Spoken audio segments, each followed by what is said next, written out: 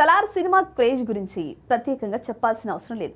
థియేటర్లో block buster అయిన ఈ సినిమా ఓటీటీలో డబుల్ బ్లాక్ బస్టర్ అయింది. బాహుబలి తర్వాత బాక్సాఫీస్ దాహంతో ఉన్న రెబల్ స్టార్ ఫ్యాన్స్ కు ఫుల్ మిల్స్ పెట్టేశాడు ప్రశాంత్ నీల్. కాటేరమ్మ ఫైట్ ను ఇప్పటికీ రిపీట్ మోడ్ లో చూస్తూ సలార్ 2 ఎప్పుడు వస్తుందా అని ఈగర్ గా వెయిట్ చేస్తున్నారు.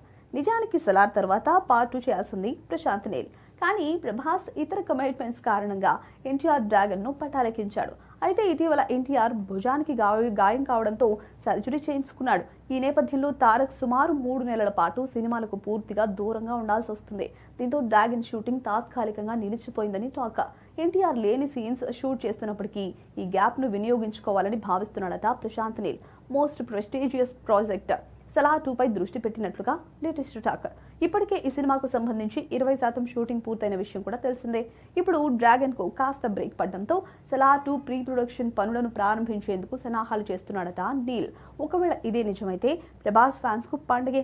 కానీ సలార్ 2 షూటింగ్, ఎన్టీఆర్ డ్రాగన్, ప్రభాస్ నటిస్తున్న స్పిరిట్, కల్కి 2 కంప్లీట్ అయిన తర్వాతే ఉంటుంది.